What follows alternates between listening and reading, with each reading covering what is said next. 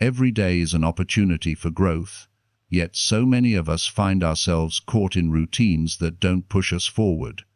We all have goals, dreams, and things we want to improve about ourselves, but often we don't know where to begin, or how to make consistent progress.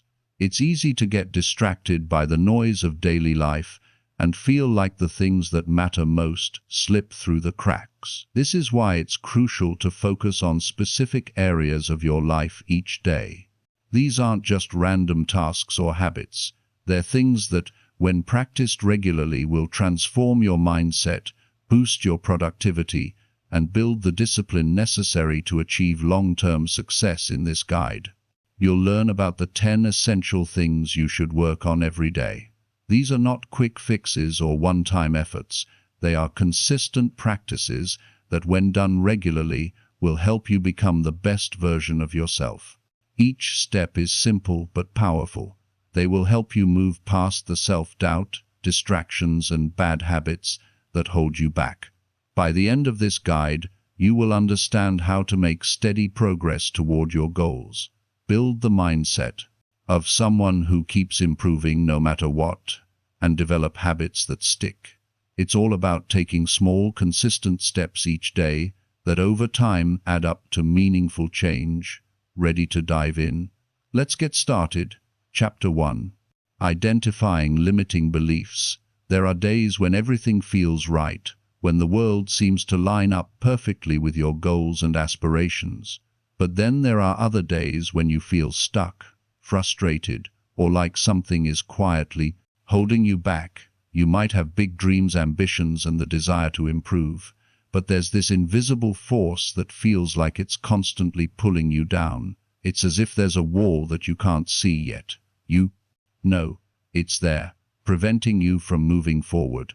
That wall, more often than not, is made up of the beliefs you hold about yourself and your abilities. The concept of limiting beliefs isn't new. Most of us have heard the phrase before, but we often underestimate just how powerful they can be. These beliefs, no matter how subtle, shape the way we approach life. They are the silent drivers of our decisions, actions, and even the choices we don't make. We all have them, to some degree, and they influence our behavior in ways we often don't realize. But here's the thing, these beliefs aren't facts. They are just thoughts that we've accepted as truth over time, many of which we've never questioned. The problem with limiting beliefs is that they make us believe we are incapable of achieving what we desire. They tell us we're not good enough, not smart enough, not capable enough. These beliefs might have formed in childhood, perhaps from a teacher or a parent who unknowingly planted a seed of doubt. Maybe it was a failure or rejection that led you to conclude that you weren't cut out for success. Over time, that seed grew, and now it seems like an undeniable part of who you are. But the truth is, limiting beliefs are just that. Beliefs. They are not unchangeable facts of life. In fact, they are often based on distorted thinking, past experiences, or fears that no longer serve us. And if we want to make real progress, we need to identify and challenge these beliefs one by one. It's a process that requires self-awareness and courage. But once you start questioning these beliefs, you begin to see a shift. You'll start realizing that the walls that seemed so tall were actually just illusions. Consider for a moment the belief that you aren't good enough. It's a common one. Many of us carry it with us in different forms. But if you take a step back, you'll realize that there's no universal standard for good enough. What does it even mean to be good enough? Is it some fixed point that once achieved, you'll suddenly become worthy of success, happiness, or fulfillment? The reality is that we are constantly evolving, constantly learning and growing. The idea of good enough is fluid, not fixed. Think about the first time you tried something new. Perhaps it was a job interview, a performance, or even a simple conversation. Chances are you didn't feel good enough before you did it. But after the experience, you gained knowledge, confidence, and perspective. and over time you became better. You may not have been good enough at first, but with effort, persistence, and learning, you grew into the person who is now capable. The belief that you're not good enough is simply a product of not having had enough practice or exposure to whatever you're trying to achieve. It's a belief that only holds power if you let it. The same goes for the belief that you don't deserve success or happiness. This is another belief that can limit you in ways you might not even realize. It's not uncommon for people to feel like they haven't earned their success or aren't worthy of their dreams, but the truth is, everyone deserves happiness, success, and fulfillment. You are not defined by your past mistakes, your failures, or the things that didn't work out. You are defined by the actions you take from this point forward. When you start to challenge these limiting beliefs, you might initially feel uncomfortable. It's normal after all. You've carried these beliefs with you for years, even decades, and they've shaped the way you see the world. But once you recognize that these beliefs are not set in stone, you'll start to see new possibilities. You'll begin to understand that you can shape your own story regardless of what your past tells you. But how do you begin the process of identifying and breaking free from these beliefs? The first step is simple awareness. You can't change something if you don't know it's there. Pay attention to the thoughts you have when you face challenges. What do you say to yourself when things get tough? When you don't get the results you want, how do you react? Are you quick to blame yourself, to think I'm just not good enough, or this isn't meant for me? These thoughts are clues to the limiting beliefs you carry. It's also important to pay attention to patterns. If you've tried to achieve something multiple times and consistently fall short, it's easy to start believing that you'll never succeed. But these patterns don't mean you're destined to fail. They simply reflect your current mindset. If you can change your mindset, the pattern will change. The next step is to challenge those beliefs once you identify them. Question their validity. Ask yourself, is this belief true? Where's the evidence? Take a good look at your past experiences and see if they support or contradict the belief. If you believe you're bad with money, think about times when you've managed money well. Maybe you've saved for a big purchase, or maybe you've been able to make smart financial decisions in the past. Those moments prove that you're not inherently bad with money. They just show that you can improve with practice and focus. It's also helpful to reframe the belief. Instead of telling yourself, I'm terrible with money, reframe it to, I'm still learning how to manage my finances, but I'm getting better every day. This simple shift in perspective can make a huge difference. You stop seeing yourself as bad or incapable and start seeing yourself as someone who is on a journey of growth. But perhaps the most powerful way to break free from limiting beliefs is through action. You have to take small steps, even if it's uncomfortable at first. If you believe that you're not good enough to pursue a new career, start by researching the field, read books, talk to people who are in that field, and take courses. The more you expose yourself to new opportunities, the more you'll see that you're capable of learning and growing.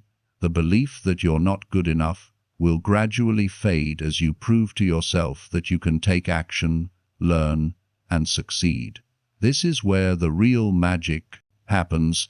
The more you act despite your fears and doubts, the more you realize that you are not defined by your beliefs. You are defined by the actions you take, by your willingness to challenge what's been holding you back. The key to getting better every single day is not just about improving your skills or achieving your goals. It's about changing the way you think, about questioning the beliefs that limit you. The moment you realize that you are not bound by your past or your self-imposed limits, you unlock a new level of potential. And once you start to see that, everything begins to change. The journey to overcoming limiting beliefs isn't always easy, but it is absolutely worth it each time. You break free from a belief that has held you back. You take a step closer to becoming the person you've always wanted to be. You start to live with purpose, with confidence, and with the belief that you are capable of achieving anything you set your mind to. As you move forward, for remember that you are not your beliefs, you are the person who chooses to act, to learn, and to grow. And with each day you get better, not because you're good enough, but because you're committed to improving, one step at a time. Chapter 2: The Neuroscience of Creativity. The world we live in is full of endless possibilities, yet many of us still find ourselves struggling to unlock our own creative potential. It's almost as if creativity is something reserved for a select few, a gift bestowed upon the fortunate. But the truth is, creativity is not some mysterious trait that only a handful of people possess. It's a skill that can be nurtured, developed, and even expanded over time. Understanding the science behind creativity helps us realize that it's not about waiting for a burst of inspiration. Instead, it's about creating the right conditions for creativity to flow. The brain is a remarkable organ capable of forming new connections, synthesizing information, and coming up with innovative ideas. Creativity isn't some mystical process that happens by chance. It's the result of complex neural interactions, many of which we can influence. Every time you make a new connection, solve a problem in a novel way, or come up with a fresh idea, your brain is actively rewiring itself. This is called neuroplasticity, and it means your brain can adapt, grow, and change based on the experiences you give it. Understanding how your brain functions when it's in a creative state is the first step in unlocking your creative potential. The brain doesn't work in a linear state, step-by-step fashion. It's constantly taking in information, filtering it, and making connections. Creativity occurs when you take seemingly unrelated ideas or experiences and combine them in a new way. It's not about having all the answers at once, but rather having the ability to make new connections between things you already know.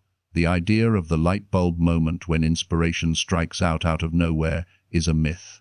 Creativity tends to thrive in an environment that encourages it, where ideas are allowed to flow freely without judgment or restriction. When you try too hard to force creativity, your brain becomes bogged down by stress and pressure, making it more difficult to think clearly. On the other hand, when you give yourself permission to explore ideas without immediately worrying about the outcome, your brain can open up to new possibilities. This process starts with the mind's ability to access different states of thinking. One of the most important states is what psychologists call the default mode network. This is the part of the brain that becomes active when we're not focusing on any specific task, but are instead allowing our minds to wander, daydreaming, letting your mind drift while you're on a walk or relaxing in a quiet space. These are all opportunities for your brain to make connections that you might not consciously recognize. It's during these moments that your brain is actively processing information and seeking new ways to combine what it already knows. In fact, some of the most creative breakthroughs have happened when people weren't actively trying to be creative at all. Another important aspect of creativity is the ability to take risks and embrace failure. Too often, we shy away from trying something new because we fear failure. We worry about looking foolish or making mistakes, and that fear prevents us from taking action. But the reality is, failure is an essential part of the creative process. It's through our mistakes that we learn and grow. Each failure teaches us something valuable, whether it's a new perspective, a different approach, or simply the knowledge that we're one step closer to finding the solution. Creativity doesn't come from getting everything right on the first try. It's about experimenting, learning, and iterating. One of the most powerful tools in unlocking creativity is the ability to shift your mindset. If you see creativity as something rare and unattainable, you'll constantly struggle to tap into it. But if you view it as a skill that anyone can develop, you'll start to approach challenges with curiosity rather than fear. Rather than asking what's the right answer, ask, what can I discover this? Simple shift and perspective opens up new possibilities and helps you move away from the idea that creativity is something reserved for the lucky few. One of the biggest misconceptions about creativity is that it requires inspiration to get started. People often think that you need to wait for the perfect idea to come to you, and that only then can you start working. But the truth is, creativity is a process, not a moment of commandest inspiration. The key is to build momentum. Start with a small idea, no matter how insignificant it might seem. Often, the act of starting is the hardest part. Once you begin, your brain will naturally start to build on what you've already done, and the creative process will take shape. The more you practice, the easier it becomes to access your creative potential.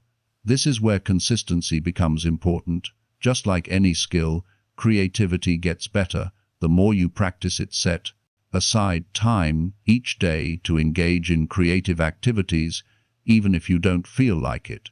Some of the most creative breakthroughs happen when you least expect them. Maybe it's in the shower, on a long walk, or just sitting quietly with your thoughts. The point is to create space for creativity.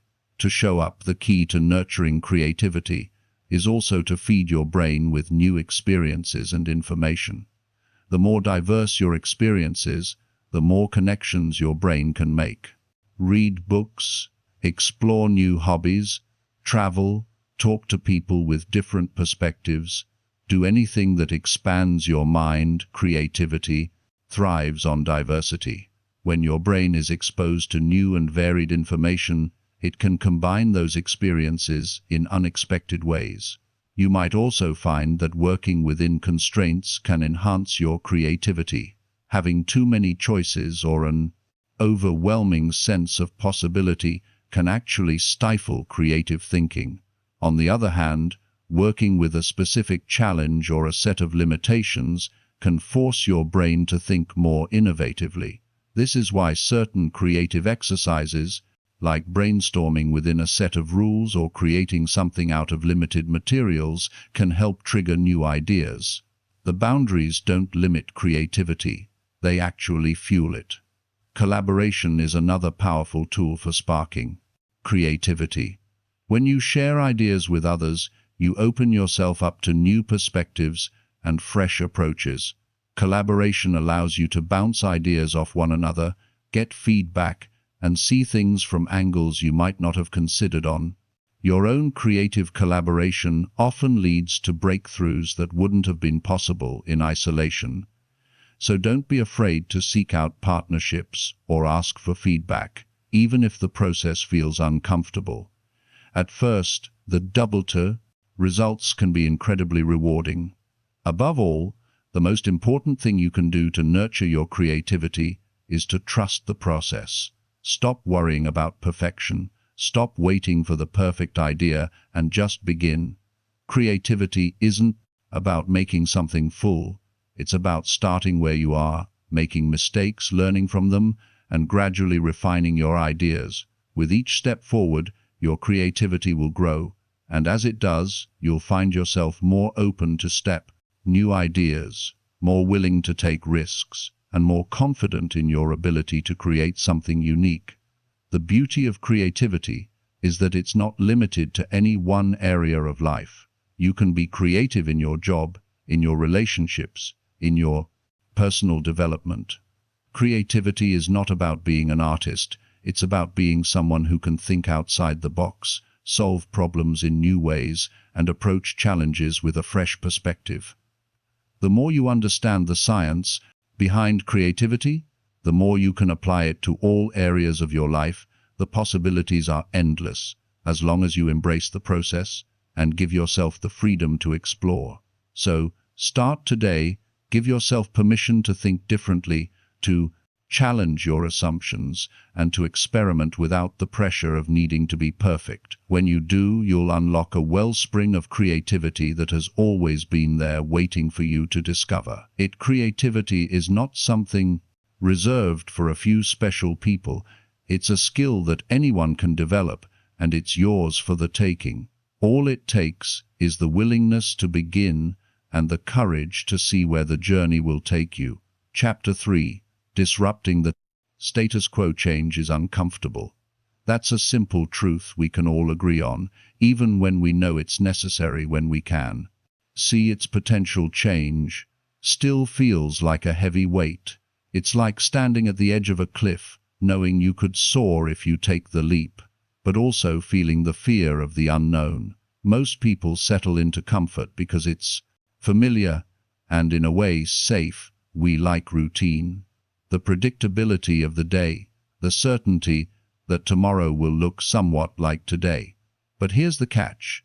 The world around us is constantly changing, and if we're not willing to adapt, we risk being left behind. The status quo may feel comfortable, but it's not where growth happens. The magic, the breakthroughs, the progress, all of those occur when we step outside of what we've always known and challenge the way things have always been. Disrupting the status quo isn't just about changing for the sake of it. It's about seeking better ways, better solutions, and a more meaningful life.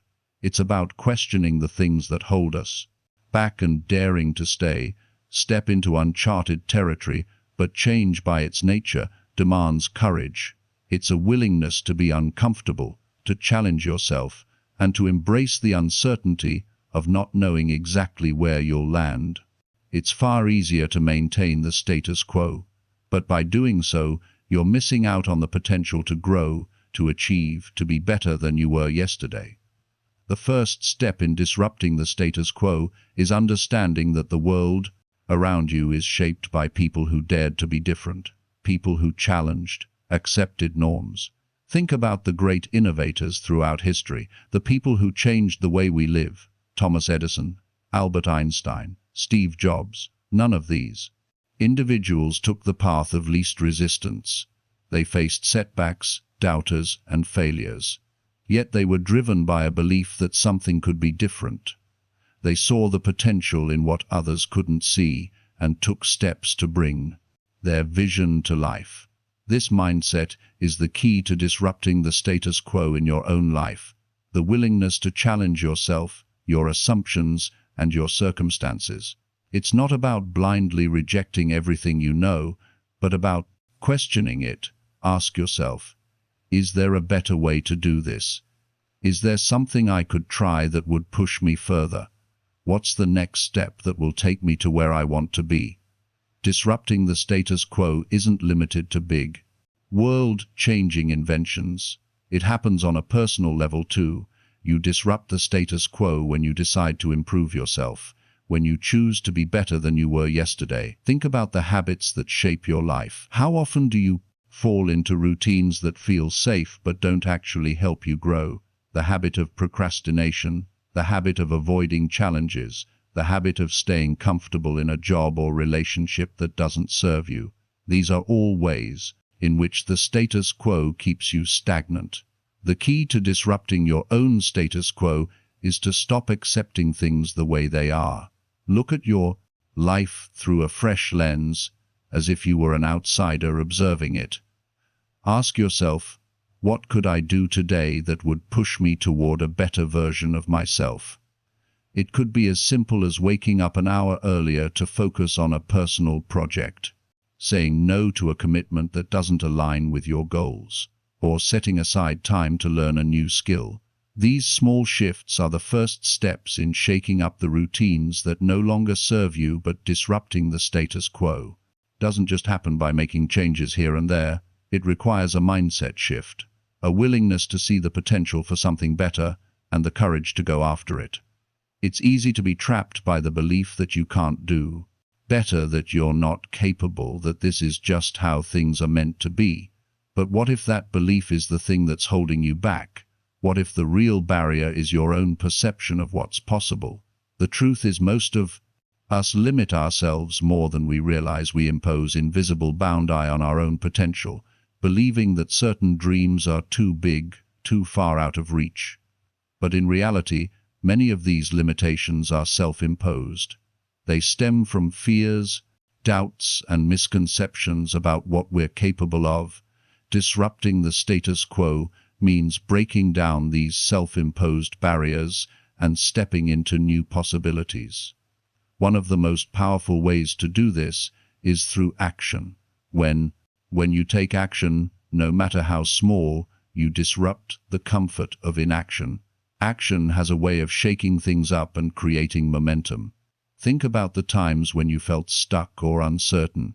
Chances are, the moment you took action, whether it was starting a new project, making a difficult decision, or taking a risk, things began to shift. Momentum follows action, and action follows clarity. When you start moving in a new direction, the path becomes clearer. Taking action requires you to take ownership of your choices. You are responsible for creating the life you want, and this requires bold decisions. Disrupting the status quo requires you to stop waiting for permission and to start making things happen for yourself. You might not know the exact outcome, and that's okay. But by taking that first step, you're saying, I'm not content with the way things are. I'm ready for something more. Another important aspect of disrupting the status quo is resilience. Change doesn't happen overnight, and the road to transformation is often filled with setbacks and failures. It's easy to give up when things don't go as planned, but real change doesn't happen because everything is perfect. It happens because you keep going even when it feels difficult. Resilience is about staying committed to your goals. Even in the face of adversity, it's about embracing failure as part of the process and not letting it define you. Disrupting the status quo also involves surrounding yourself with people who inspire you, people who encourage you to be better, people who are willing to challenge you and push you out of your comfort zone. Look at the people you spend time with. Do they elevate you, or do they keep you stuck in the same old patterns? The people around you have a huge influence on your mindset and your ability to break free from the status quo. Seek out those who inspire growth, who have a vision for the future, and who push you to be the best version of yourself. When you make the decision to disrupt the status quo, you're not just changing your own life. You're creating a ripple effect that extends to everyone around you. Your courage, your determination, your willingness to take action, it all inspires others to do the same.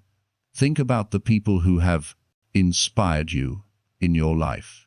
They were not the ones who played it safe or followed the crowd. They were the ones who dared to be different, who took risks, and who changed the game. As you start to challenge the norms, whether they're personal or societal, you begin to see new opportunities. Disrupting the status quo opens up possibilities that you never saw before. It requires you to think bigger, to think bolder, and to believe that you are capable of more than you've been led to believe. It's not just about shaking things up for the sake of change. It's about making room for growth, for new experiences, and for a better future.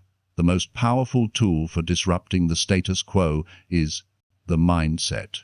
You adopt a mindset that sees change as an opportunity, not a threat. A mindset that welcomes challenges as a chance to grow. A mindset that believes you are capable of achieving greatness, no matter what obstacles stand in your way. When you embrace the idea of disrupting the status quo, you're not just improving your own life, you're showing the world what's possible. When we stop accepting things the way they are, you're taking the first step in creating the life you truly desire.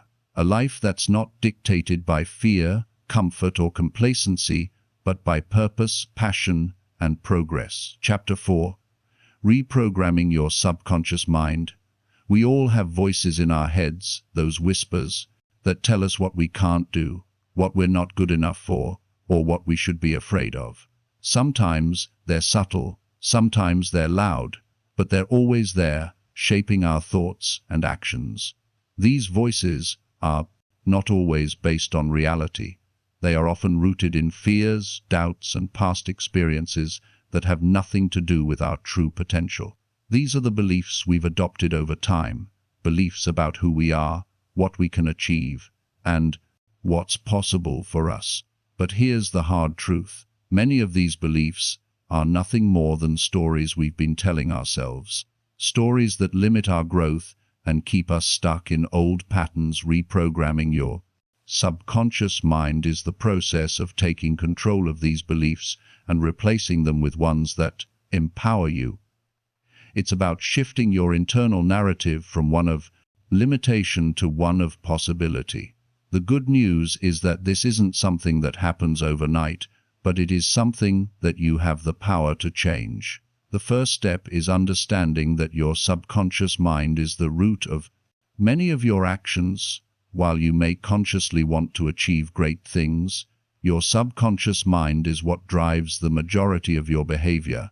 It stores all of your past experiences, emotions, and learned beliefs, and it operates largely on autopilot. When you make a decision, you're typically not only responding to what's in front of you, but also to the beliefs and memories stored in your subconscious.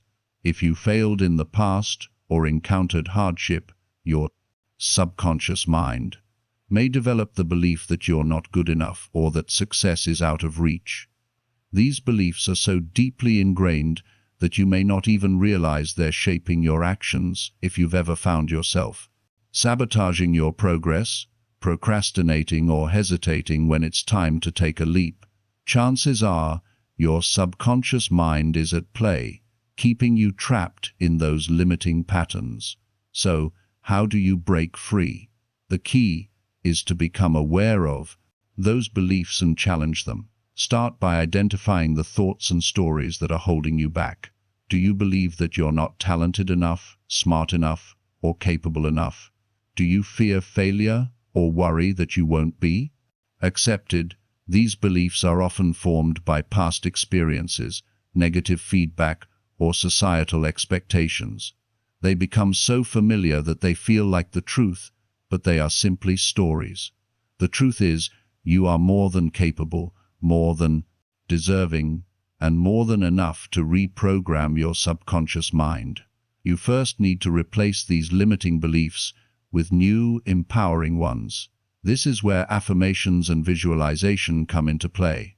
Affirmations are positive statements that you repeat to yourself regularly. By affirming who you want to be and what you want to achieve, you are planting seeds of belief in your subconscious. For example, instead of thinking, "I'm not good enough," replace it with, "I am capable of achieving my goals." Instead of thinking, "I always fail," replace it with, "Every setback is an opportunity to learn and grow." Over time, these positive statements begin to override the negative beliefs that have been holding you back. Visualization is another powerful tool for reprogramming your subconscious. When you visualize yourself succeeding, whether it's completing a project, landing a job, or achieving a personal goal, you're sending a clear message to your mind that success is possible. This process helps to break the connection between your past experiences and your future potential. It allows you to see yourself not as a victim of your circumstances, but as someone who can create new outcomes. The more vividly you imagine yourself succeeding, the more your subconscious mind begins to accept it as a reality. One of the biggest challenges in reprogramming your subconscious mind is overcoming resistance. The subconscious doesn't like change. It's comfortable with the familiar, even if that familiar thing is holding you back. When you try to shift your beliefs, you may encounter pushback. You might feel a sense of doubt or resistance, almost as if something inside of you is saying, "This isn't who I am." But that's exactly the point. It's not who you are, it's who you've been conditioned to be. Your subconscious mind is simply trying to protect you from discomfort. But discomfort is where growth happens. The key to overcoming resistance is consistency. Reprogramming your subconscious mind isn't a one-time task. It's a daily practice. The more consistently you affirm your new beliefs, visualize your success, and take action toward your goals, the more your subconscious mind will adapt. Just like learning any new skill, reprogramming your mind takes time. It takes practice. but the more you do it, the easier it becomes, in addition to affirmations and visualization. Another powerful tool is self-hypnosis. This technique allows you to tap into your subconscious mind directly by inducing a relaxed state in which your mind is more receptive to suggestions.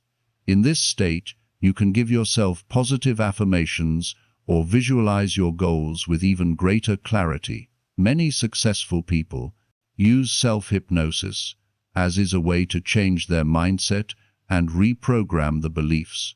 While it may sound like something out of a movie, it's simply a state of deep relaxation where your mind is more open to new ideas. Another effective method for reprogramming your subconscious mind is through meditation. Meditation helps to quiet the mind and increase your awareness of your thoughts. It allows you to observe your internal dialogue without judgment. In doing so, you can start to notice the limiting beliefs that arise and replace them with new, empowering thought. Meditation also helps you stay present, which is essential for breaking free from old patterns. When you focus on the present moment rather than dwelling on past failures or worrying about the future, you create space for new beliefs and new experiences to take root. As you go through this process of reprogramming, it's important to remember that your subconscious mind doesn't always work on your timeline. It's not about snapping your fingers and suddenly feeling different. It's about small, consistent shifts that build over time. Each time you affirm a positive belief, visualize your success, or meditate with intention, you're rewiring your brain to align with your new reality. These changes may not always feel dramatic in the moment, but over time, they will lead to significant shifts in how you perceive yourself and the world around you. Another key element in reprogramming your subconscious mind is to take action. Your mind can't distinguish between imagined experiences and real experiences, which means that when you visualize yourself succeeding or take steps toward your goals, your subconscious begins to accept that reality is true. The more action you take, the more your subconscious mind aligns with the beliefs you are trying to instill. Even small actions, like making a phone call, starting a new project, or learning a new skill, signal to your mind that you are moving forward. The more you act in alignment with your new beliefs, the more your subconscious will accept those beliefs as part of your identity. It's also important to surround yourself with positive influences, people, books, podcasts, or any content that reinforces the beliefs you want to adopt. When you fill your environment with messages that encourage growth, positivity, and success, you create an atmosphere that supports your reprogramming efforts. The people you spend time with have a significant impact on your subconscious mind. If you're constantly surrounded by negativity or self-doubt, it will be much harder to change your beliefs. But if you're around people who uplift you and challenge you to grow, you'll find that your subconscious mind starts to reflect those influences. Reprogramming your subconscious mind isn't about changing who you are. It's about removing the obstacles that have been limiting you.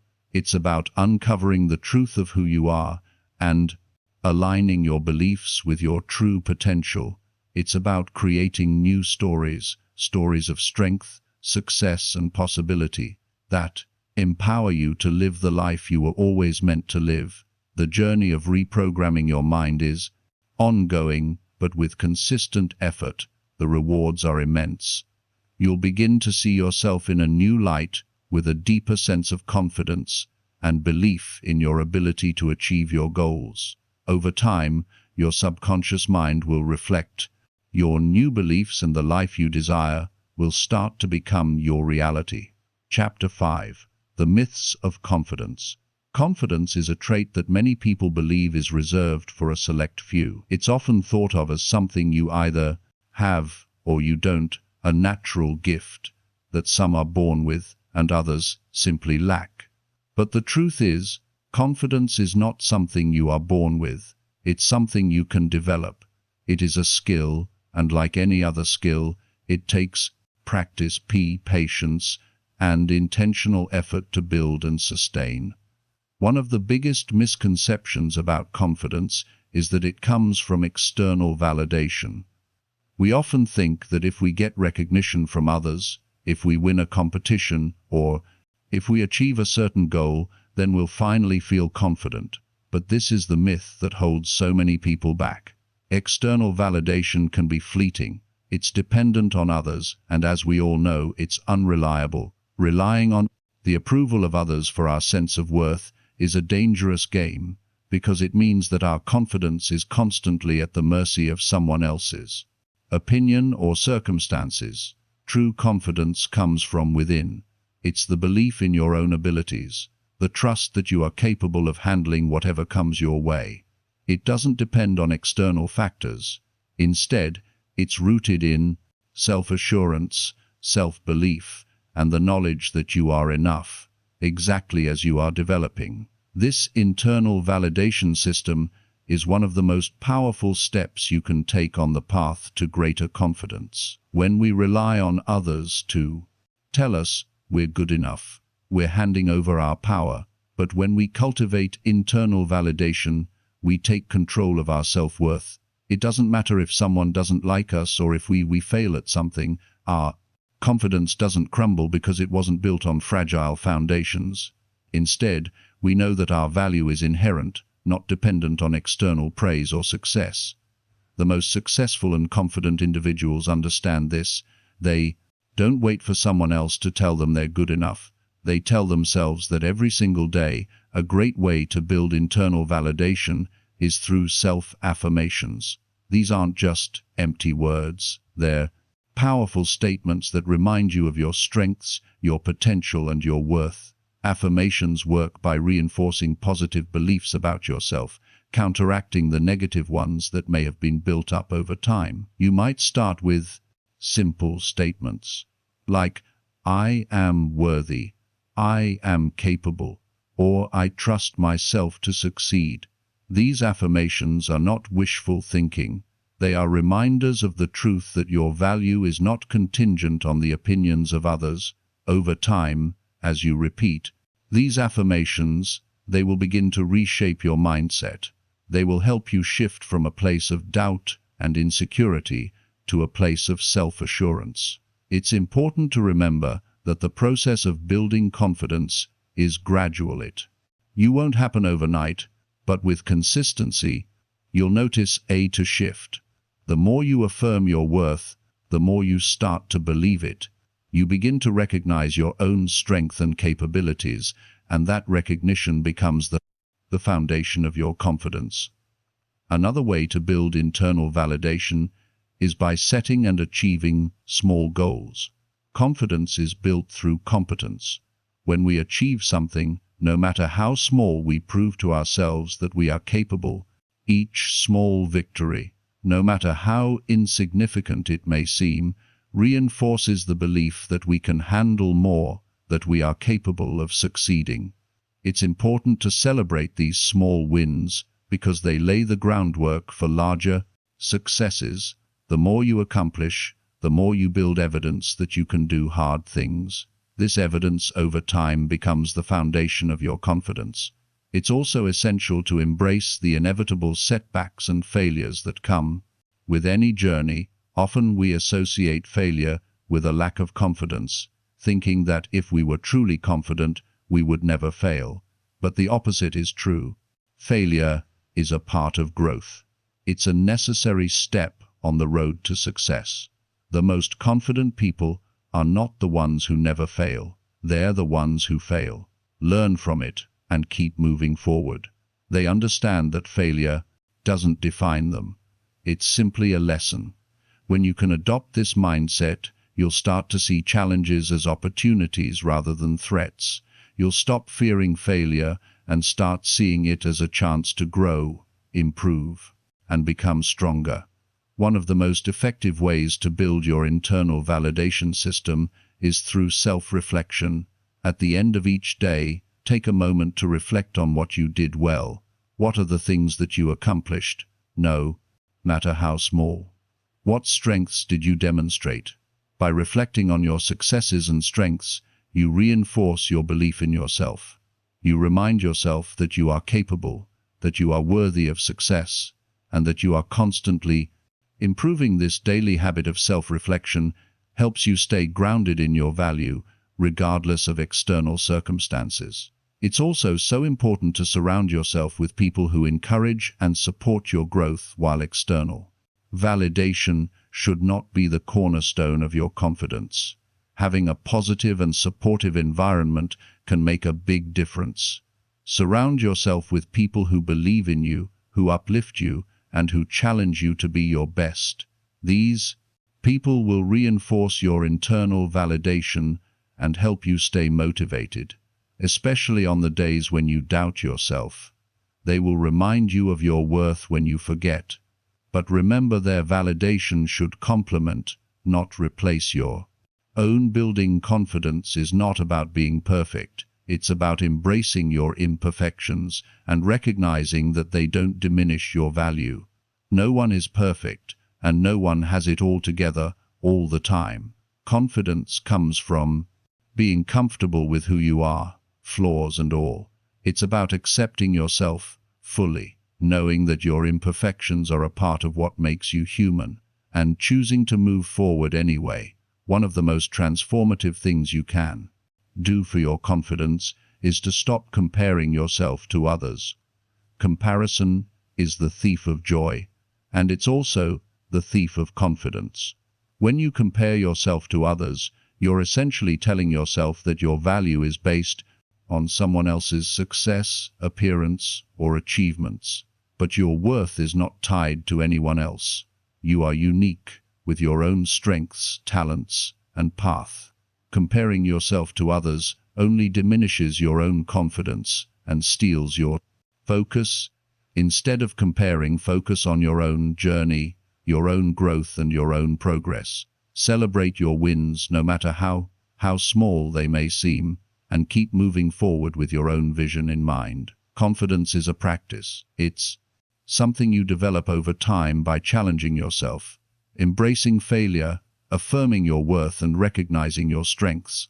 It's about shifting your mindset from one of self-doubt to one of self-assurance, from relying on external validation to building a foundation of internal belief. By cultivating this internal validation system, you will create an unshakable confidence that doesn't depend on anyone else's approval.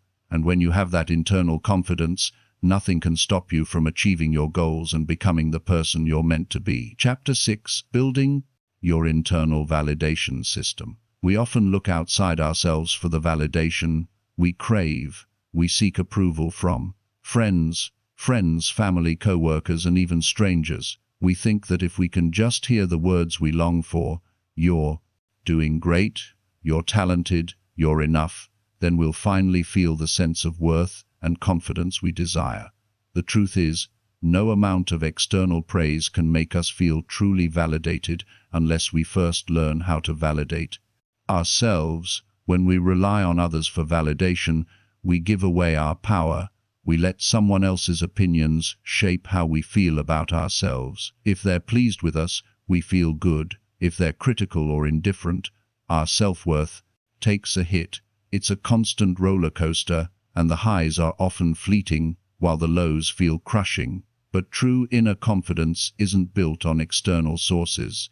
It comes from learning to validate ourselves from the inside out. Self-validation means giving yourself permission to believe in your own worth, regardless of what others think or say. It's recognizing your value, your abilities, and your potential without waiting for someone else to tell you that you are worthy. When you learn to validate yourself, you create a solid foundation of self-respect and confidence that no one can take away. Building an internal validation system is about shifting your mindset and recognizing that you don't need anyone else's approval to know that you are enough. It's about developing a deep sense of self-awareness and self-compassion. And it starts with understanding that you are worthy simply because you exist. It's not about being perfect, And it's certainly not about meeting someone else's expectations. It's about embracing who you are, flaws and all, and giving yourself credit for the progress you make every day, a good first step in developing your own validation system is to start practicing self-compassion. We are often our harshest critics, focusing on our mistakes and shortcomings rather than acknowledging our strengths and successes. If you've ever made a mistake and beat yourself up over it, you know how easy it is to fall into a cycle of self-doubt and self-criticism. But self-compassion asks you to treat yourself with the same kindness and understanding that you would offer a friend when you make a mistake. Instead of berating yourself, remind yourself that you are human, and all humans make mistakes. Mistakes don't define you. They are simply opportunities for growth and learning. When you practice self-compassion, you create space for yourself to fail, learn, and keep moving forward without the burden of self-judgment. This practice not only helps you feel better about yourself, but it also builds your resilience, making it easier to bounce back from setbacks. Another powerful tool for building internal validation is self-reflection. Each day, take a moment to reflect on your actions, thoughts, and feelings. Ask yourself, what did I do well today? What challenges did I face, and how did I handle them? This practice helps you become more aware of your strengths and the progress you're making, no matter how small it may seem, instead of focusing on what you didn't do or where you fell short. Reflect on what you did right. Celebrate those moments and acknowledge the growth that's happening inside you. You might also find it helpful to keep a journal where you write down your achievements, both big and small. This can be a great way to track your progress and remind yourself of all the things you've accomplished. On days when you feel down or uncertain, look back at your journal. Reading through your successes will help you realize just how far you've come, and it will give you the motivation to keep going. Over time, you'll begin to see a pattern of growth and resilience, and that will reinforce your belief in your own abilities. One of the most important aspects of self-validation is learning to trust yourself. When we seek validation from others, we're essentially saying that we don't trust our own judgment. We're looking outside ourselves for approval because we're unsure of our own decisions. But when you develop self-validation, you learn to trust that you are capable of making good decisions, that you are wise enough to handle whatever comes your way. This doesn't mean you'll always make the right choices, but it does mean that you'll trust yourself enough to take action and learn from your mistakes along the way. Trusting yourself also means being honest with yourself if you've made a mistake or fallen short of your own expectations. Acknowledge it without shame or guilt. Instead of denying or hiding from your mistakes, own them. Recognizing and accepting your flaw is a key step in building internal validation. It's not about being perfect. It's about being real. When you stop pretending to be someone you're not, you free yourself from the need for validation from others. Learning to validate yourself also involves celebrating your successes, both big and small.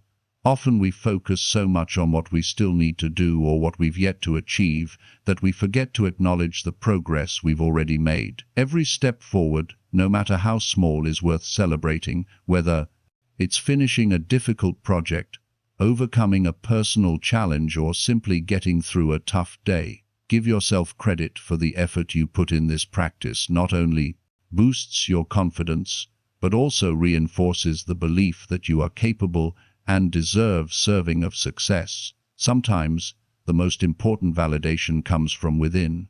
It's the quiet acknowledgement that you are enough, just as you are. When you learn to validate yourself, you free yourself from the constant need for approval from others. You become less reliant on outside praise and more focused on your own growth and progress. This shift in mindset is transformative because it puts you in control of your self-worth. It's important to remember that self-validation doesn't mean becoming arrogant or self-centered. It's not about thinking you're better than others or seeking constant praise. Rather, It's about recognizing your own worth and acknowledging the value you bring to the world. It's about standing tall in your own truth and knowing that you don't need anyone else's permission to feel good about who you are. When you start validating in yourself, you begin to see the world differently. You no longer depend on the opinions of others to define who you are. Instead, you become the authority on your own life. You know what you're capable of, and you trust yourself to make the right decisions. You stop seeking approval and start seeking growth. And in doing so, you create a foundation of confidence and self-worth that will carry you through any challenge life throws your way. By building a system of self-validation, you become more resilient, more confident, and more capable of facing life's challenges. With grace, you'll find that you're less affected by the opinions of others and more focused on your own growth and progress. With each step you take toward validating yourself, you strengthen the foundation of your self-belief, and that foundation will support you through whatever comes next. Chapter 7. Body Language Hacks for Instant Confidence. How we carry ourselves can have a profound impact on how we feel and how others perceive us. It's easy to think that our emotions and mindset are solely shaped by our internal thoughts, but the way we present ourselves to the world through our body language also plays a crucial role in shaping our experience. In fact, the simple act of adjusting your posture or your facial expression can influence not only how others view you, but also how you view yourself. Body language is an incredibly powerful tool, one that can be used to project confidence, gain trust, and even shift our own mindset. In moments when we need it most, it's something we all have access to, yet so few of us take full advantage of it. The good news is that it's not complicated. You don't need years of training or professional expertise to master the art of body language. With just a few simple adjustments, you can start to feel more confident, more in control, and more empowered in your day-to-day life. Think about the last time you were in a room full of people. What did your body language say about you? If you were slouched in your chair, arms crossed, avoiding eye contact, you probably felt small, insecure, or even invisible. On the other hand, if you stood tall, shoulders back, and made eye contact, you likely felt more assertive, capable, and ready to take on the world. These subtle shifts in posture and demeanor can have a major effect on how we feel about ourselves and how others react to us. It's like the body is sending a signal to the mind, telling it how to feel. The good news is that we have the power to control that signal. If you want to feel more confident in any situation, you can begin by simply adjusting your posture. Stand or sit up straight. Keep your shoulders back, your head held high. This small change can instantly make you feel more grounded, more present, and more powerful. It's an easy and effective way to boost your confidence without needing any external validation. By making these adjustments to your body language, you begin to signal to your mind that you are confident and capable. And when your mind believes that your actions will follow, body language isn't just about posture, it's also about the way you use your hands and face. When you cross your arms or keep your hands hidden, it can signal to others that you're closed off or defensive. On the flip side, when you open up your body language by keeping your arms uncrossed, gesturing with your hands as you speak, and smiling, people are more likely to see you as approachable, open, and confident, and you'll likely start to feel more confident too. The key is to become aware of how you're holding your body and making small adjustments that make you feel more open and assertive. This doesn't mean you need to adopt an overly dramatic or forced posture.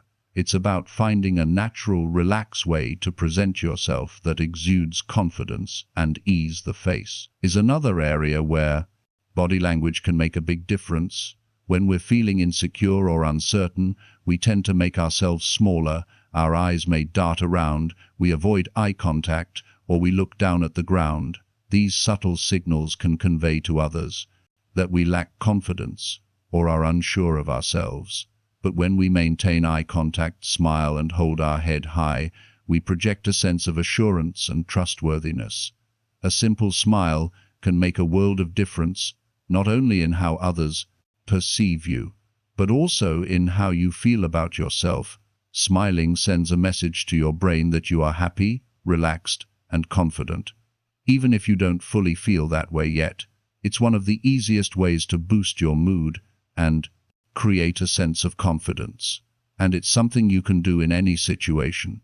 Now think about how these changes in body language can be applied to everyday situations.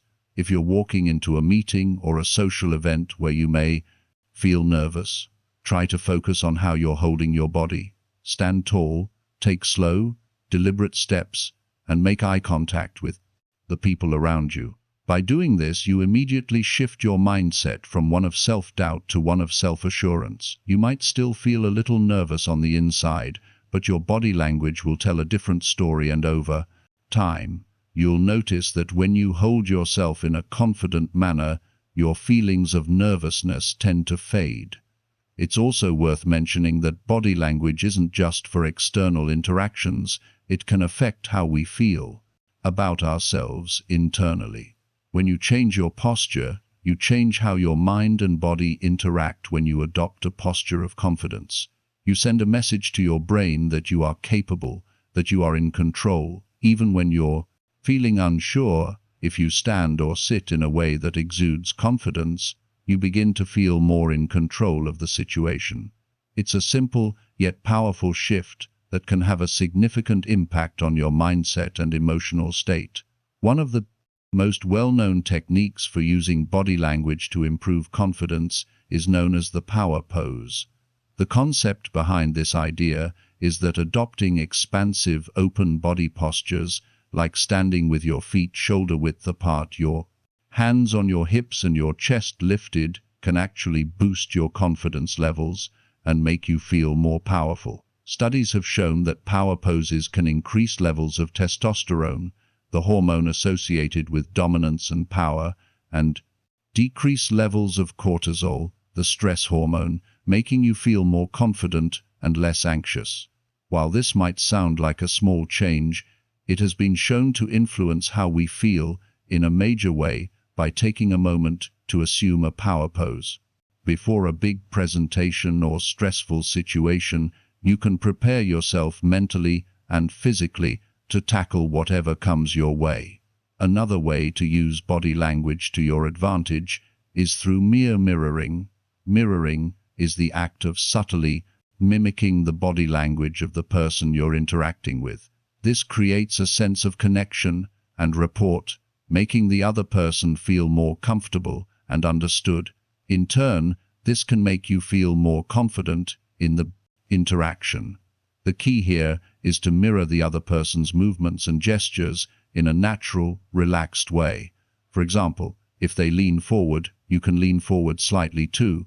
If they smile, you can smile in return. This simple technique helps create a sense of ease and mutual respect, and it's a powerful way to build confidence in social interactions. Mastering body language is not about pretending to be someone you're not. It's about becoming more aware of how your body language reflects your internal state and making small adjustments to align that with the confidence you want to project. It's about knowing that you have the power to influence how you feel and how others perceive you, simply by paying attention to the way you carry yourself. Confidence doesn't come from some external source, it comes from within, and one of the easiest ways to access that confidence is through your body. By adjusting your posture, making eye contact, smiling, and using open body language, you can immediately shift your mindset and project an image of self-assurance. Over time, these small changes will become second nature, and you'll begin to embody the confidence you once thought was out of reach. It's all about harnessing the power of your own body to create a more confident, more empowered version of yourself. Chapter 8. Mastering the Art of Incremental Improvement. The path to improvement often feels daunting. There are big dreams to chase, ambitions that seem just out of reach, and goals that feel impossible to achieve. Yet the reality is that progress doesn't always happen in giant leaps. In fact, it's often the small, incremental steps we take every day that create the biggest shifts in our lives. Over time, this concept of incremental improvement is not just about making big changes once in a while. It's about focusing on small, consistent actions that add up over time, instead of trying to transform yourself all at once. The key is to focus on one small improvement. Today, the next day, do the same. And over time, these small changes begin to compound, creating a momentum that propels you toward your larger goals. Imagine a large mountain. The idea of climbing it might seem overwhelming at first, but if you break it down into smaller, manageable steps, 1 foot in front of the other, you'll eventually find yourself at the summit. It's the same with self-improvement. When you focus on taking small actions consistently, you're building a foundation for growth that doesn't feel as intimidating as trying to change everything at once. The beauty of incremental improvement is that it's sustainable rather than attempting to make radical changes that are hard to maintain. Small daily improvements are much more manageable. Whether it's reading a chapter of a book each day, committing to a 10-minute walk, or making small tweaks to your daily routine, these actions don't require massive effort, but their cumulative effect over time is profound. One of the most powerful elements of this approach is that it works regardless of where you start. If you're just beginning your journey of self-improvement, you don't have to make big dramatic changes right away. Start with small, consistent actions, focus on one aspect of your life, improve it slightly each day, and watch how it grows. Whether that's enhancing your physical health, boosting your mental clarity, or fostering stronger relationships. Every tiny action contributes to the bigger picture. For example, say you want to improve your fitness, but are intimidated by the idea of hitting the gym for an hour every day. Instead of trying to jump into an intense fitness routine, start with just 5 minutes of stretching or a short walk each day. You're not aiming to see massive results overnight, but the key is to show up every single day. Over time, those 5 minutes will turn into 10, then 20, and before you know it, your consistency will build a routine that becomes second nature. Small improvements are not just for tangible goals like fitness or career success. They can also work wonders in your mindset and mental health.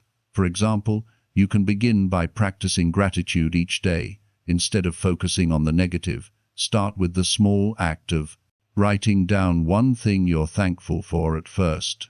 This might feel forced, but with consistency, your brain will begin to recognize more positive things, shifting your overall mindset. Day by day, you'll find yourself more optimistic and better equipped to handle challenges. What makes incremental improvement so powerful is that it fosters a sense of progress. It can be easy to get discouraged when you don't see instant results. You might work for days, weeks, or even months, and not feel like you've made a significant dent in your goals. But when you look back at how far you've come, you'll realize that every small effort has added up to something much bigger. That feeling of steady progress is what keeps you going when the road ahead seems long. This principle of improvement also helps avoid burnout. We've all been guilty of setting ambitious goals that we expect to achieve overnight. But when we don't see results quickly, we often lose motivation and give up by focusing on small, sustainable improvements. You set yourself up for long-term success. It's about setting yourself up for daily wins rather than waiting for a big win that might take months to materialize. With this mindset, every small victory becomes something worth celebrating. An important aspect of this process is learning to measure your progress, not by how far you have to go, but by how far you've come. Progress isn't always linear, and some days will be harder than others. But if you're committed to showing up every day, even when it's difficult, you'll find that incremental improvements will lead to consistent growth. Tracking your progress helps you stay motivated and focused on the long-term outcome instead of getting bogged down by short-term setbacks. A useful tool for tracking progress is the idea of setting micro goals. These are the tiny manageable goals you can achieve each day or week that move you closer to your larger goal. For example, if you're working toward writing a book, your micro goal might be to write 200 words a day. If you're aiming for better health, it could be adding one more healthy meal to your week or drinking an extra glass of water each day. The key is that these goals are achievable, realistic, and small enough that they don't overwhelm you. The beauty of micro-welt goals is that they give you the flexibility to stay consistent while also making room for real-life circumstances. Life isn't always perfect, and you may not always have the time or energy to accomplish everything you planned. But when your goals are small and realistic, it's easier to pick yourself back up after a tough day and continue moving forward. It removes the pressure of needing to be perfect every time, and instead it encourages progress without guilt. What's more, the practice of small improvements is not just about what you can achieve, but how it changes you as a person. When you commit to incremental improvement, you develop the habit of perseverance. You learn to show up every day, even when you don't feel like it. Over time, this mindset of steady progress becomes part of your identity, instead of seeing yourself as someone who struggles to stay motivated or achieves goals. Only occasionally, you become someone who is consistently improving, no matter how small the steps may be. When you commit to the process of incremental improvement, you also become more adaptable. Life will always present challenges and obstacles, but by focusing on small, manageable steps, you become better equipped to navigate those challenges. You learn to adjust your goals, adapt your strategies, and keep moving forward, even when the path isn't straight. With each day, you gain more resilience and confidence in your ability to handle whatever comes your way. It's not the huge breakthroughs or dramatic moments that lead to lasting success. It's the small, consistent actions that compound over time, whether it's a tiny improvement in your physical health, a slight shift in your mindset, or a small step toward your larger goal. Those little efforts are what create the big changes you desire. By embracing the idea of incremental improvement, you set yourself up for long-term success, allowing you to achieve the things you once thought were impossible. Each day becomes an opportunity to grow, to improve, and to get better. Step by step. Chapter N9. The science behind habit formation. Habits are the invisible forces that shape our lives. They operate beneath the surface, often unnoticed, yet they have a profound impact on our daily routines, choices, and long-term outcomes. If you want to change your life, you first need to understand how habits work and learn how to harness their power for your benefit. It's not about making huge, life-altering changes overnight. It's about intentionally building habits that support the person you want to become. Habits at their core are behaviors that become automatic over time. Think about the things you do every day without even thinking about them. Brushing your teeth, checking your phone, drinking a cup of coffee in the morning. These actions, though simple, are deeply ingrained in your daily routine. They don't require much thought or willpower because they've become part of who you are. This is the power of habits. They shape your identity and guide your actions, often without you even realizing it. The process of habit formation is remarkably simple, but it's easy to overlook. The brain forms habits in response to repeated behaviors. The more you repeat an action, the more automatic it becomes. Over time, your brain begins to associate certain cues with specific actions, which is why, for example, you might automatically reach for your phone when you wake up in the morning, or feel compelled to check your email throughout the day.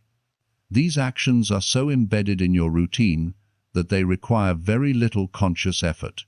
But not all habits are created equal. Some serve you well, helping you grow and improve, while others can keep you stuck, limiting your potential. The key to mastering habits lies in recognizing which ones are working for you and which ones are working against you.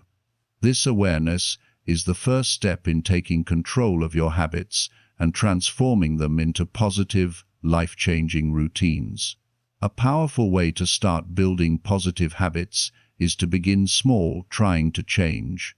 Everything at once can be overwhelming and counterproductive. Instead, focus on one habit at a time. Choose something simple, something that feels achievable, and commit to doing it every day. It might be something like drinking a glass of water first thing in the morning, journaling for 5 minutes before bed, or spending 10 minutes each day reading a book. The key is to pick a habit that's small enough to stick with, but impactful enough to make a difference in your life. As you begin to build these small habits, it's important to track your progress. Monitoring your habits helps keep you accountable and allows you to see the improvements you're making, even if they seem small at first. Use a habit tracker or a journal to mark off each day you successfully complete your habit. This simple act of tracking can be incredibly motivating and reinforce the behavior, making it easier to continue. One of the most common reasons people fail to stick with new habits is because they try to do too much, too soon. It's easy to get excited about self-improvement and think that in order to succeed you need to make huge changes, but the truth is, small, consistent actions are far more effective than drastic short-term efforts. When you focus on building one small habit at a time, you allow your brain to adapt and create new neural pathways. Over time, these small habits will compound, leading to big changes in your life. Another critical aspect of habit formation is consistency. It's not enough to simply do something once or twice and expect it to stick. For a habit to truly take root, you need to repeat it consistently over time. Studies show that it takes on average around 66 days for a new behavior to become automatic. This means that in the beginning, it may feel awkward or forced, but if you stick with it, it will eventually become second nature. The key is to stay committed even when it feels challenging or when progress seems slow. The environment you create for yourself also plays a significant role in habit formation. Our surroundings have a huge influence on our behaviors, often in ways we don't even realize. If you want to make a positive habit easier to stick with, set up your environment to support that behavior. For example, if you want to eat healthier, keep healthy snacks readily available and remove temptations from your kitchen. If you want to exercise in the morning, lay out your workout clothes the night before, so you're ready to go. The more you make your environment work for you, the easier it will be to form and maintain your desired habits. As you start to build new habits, it's also important to be patient with yourself. The process of habit formation is not always linear. Some days you might miss a habit or struggle to stay consistent. This is normal. What matters is that you don't give up. It's about progress, not perfection. When you slip up, don't beat yourself up. Instead, reflect on what happened and use it as an opportunity to learn and adjust. Remember, the goal is to keep going, even when things don't go perfectly. The more you practice, the easier it will get. One of the most powerful ways to reinforce a powerful habit is by pairing it with something you already do. This technique is called habit stacking. For example, if you already have a habit of making coffee every morning, you can stack a new habit on top of it. Maybe you decide that while your coffee is brewing, you'll spend 5 minutes doing a quick stretch or reading an inspirational quote. By linking a new habit with an existing one, you create a natural trigger that makes it easier to remember and follow through over time. As you build more habits and reinforce the ones you've already established, you'll start to notice significant changes in your life. These small daily actions may seem insignificant in the moment, but when compounded over time, they can lead to massive transformation. You'll begin to see improvements in your health, productivity, mindset, and relationships, sometimes in ways you didn't even anticipate. The secret to long-term success lies in these consistent, incremental actions. The beauty of habits is that they give you the power to create the life you want without having to rely on willpower alone. Will is limited, but habits are automatic. Once you establish a routine, you no longer need to force yourself to take action. The behavior becomes ingrained in your daily life. This is why it's so important to focus on building positive habits that align with your goals and values. When you make progress every day, even in small ways, you create a life that reflects who you want to become. Ultimately, habits are the building blocks of transformation. They are the small, everyday actions that shape your future. When you master the art of habit formation, you unlock the ability to make lasting changes in any area of your life, whether you want to improve your health, grow in your career, or cultivate a stronger mindset. It all starts with the habits you create today. So take a moment to reflect on the habits that are currently driving your life. Are they serving you? Are they taking you closer to where you want to be? If not, it's time to start small, stay consistent, and build the habits that will take you to the next level. Chapter 10. Micro Goals for Macro Success. The idea of achieving massive success can often feel daunting, even paralyzing. The vision of where you want to go might seem so far out of reach that it's hard to even begin. But here's the truth. Big goals aren't achieved by making huge leaps. They're built step by step, small success after small success. This is where micro goals come in. The concept of micro goals is all about breaking down a large goal into smaller, manageable pieces. Instead of focusing on the overwhelming idea of a big accomplishment, you start with tiny, specific actions that you feel doable. In the present moment, these small goals are easier to accomplish, and every time you check one off, it gives you momentum to tackle the next one. When you break your big dreams into smaller goals, the road ahead becomes much clearer. You no longer have to think about the entire mountain. You just need to focus on the next step. This approach makes the journey feel less intimidating and far more achievable. It also helps you build a pattern of success. Each micro goal you accomplish not only brings you closer to your larger goal, but also boosts your confidence and reinforces the belief that you are capable of making progress. Think of it like this.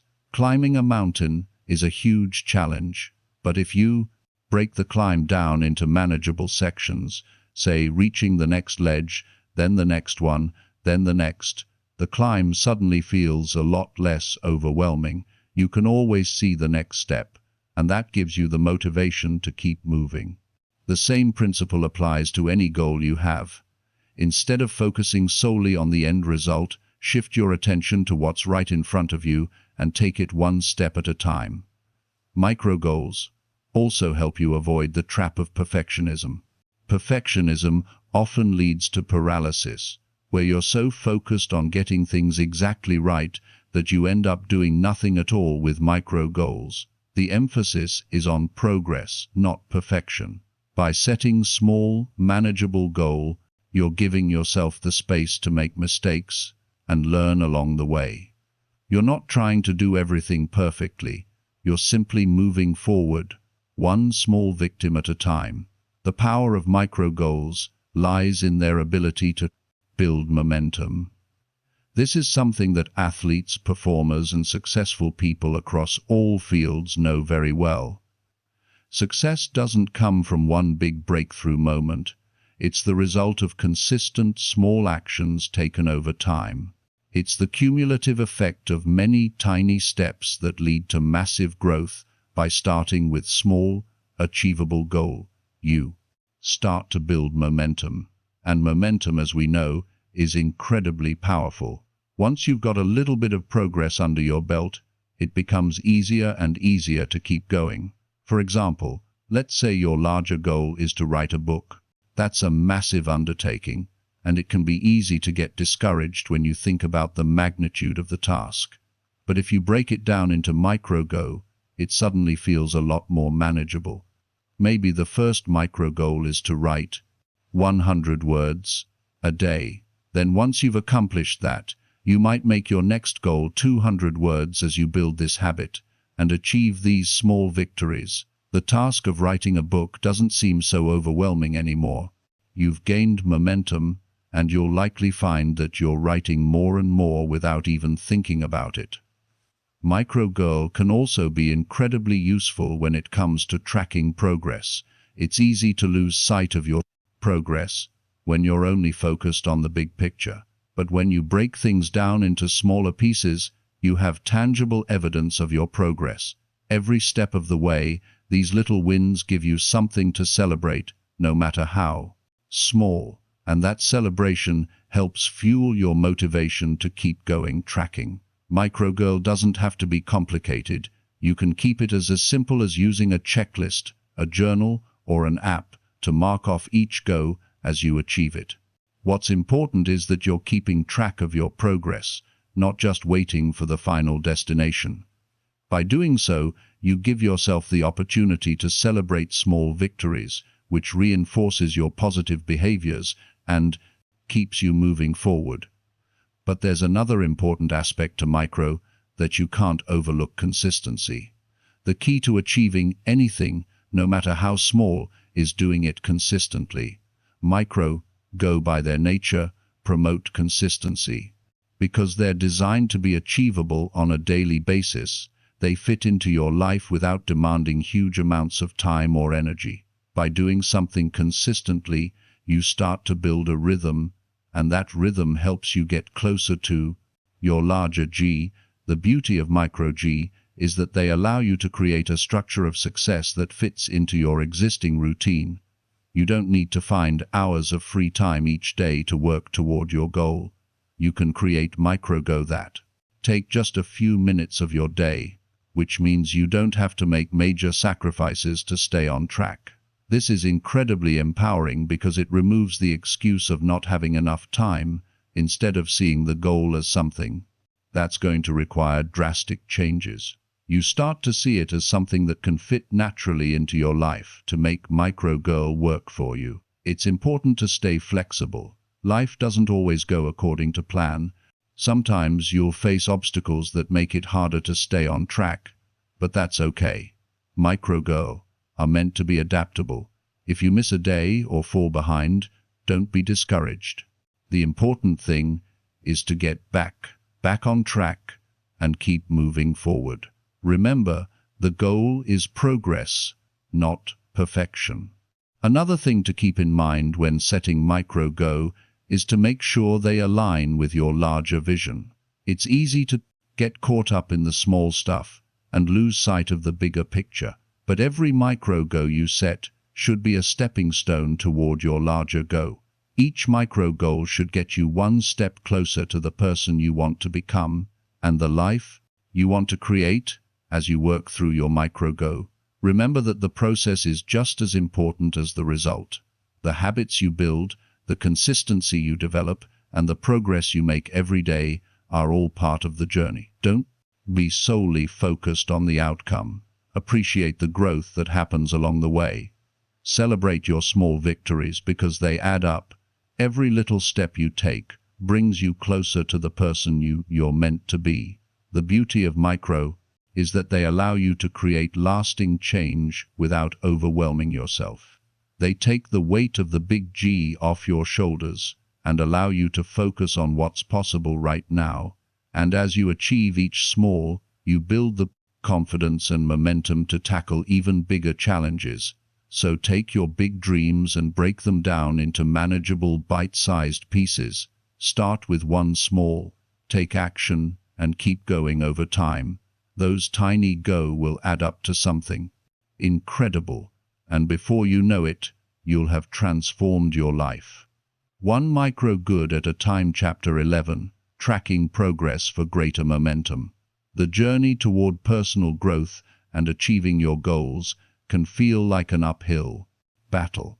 Especially when progress seems slow or hard to track, it's easy to become discouraged when you can't see the tangible results of your efforts. That's why tracking progress is so essential. When you track your progress, you begin to see just how far you've come. Even on the tough days, the simple act of keeping track can be a game. Share it not only reinforces the effort you've put in, but it also provides a sense of accomplishment, motivation, and clarity. It shifts your focus away from what you haven't done to what you have done, and that shift in perspective is powerful. It's human nature to want immediate results.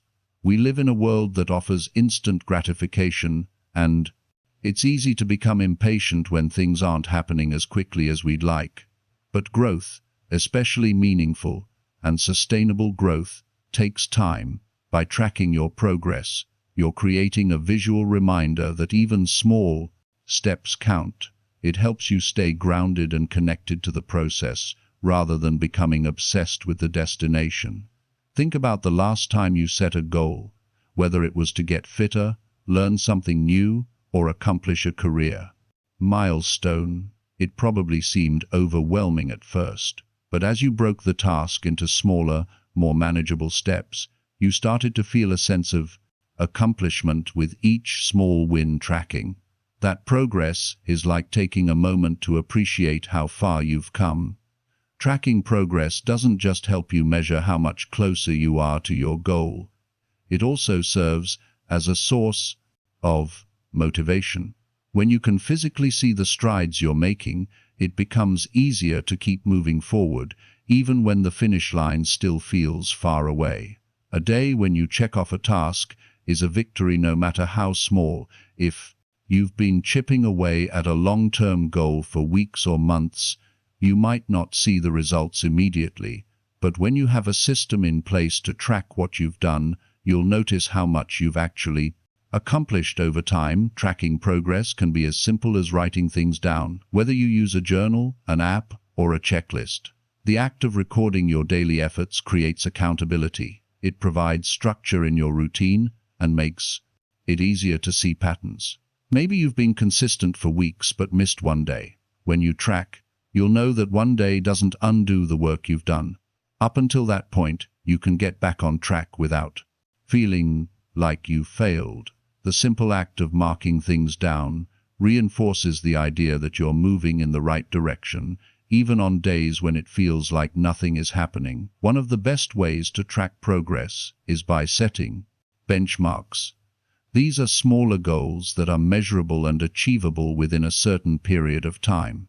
For example, if your goal is to write a book, a benchmark could be to write 500 words a day for the next 2 weeks. Once you've reached that, you can set another benchmark, such as writing 1,000 words a day, or maybe finishing a chapter.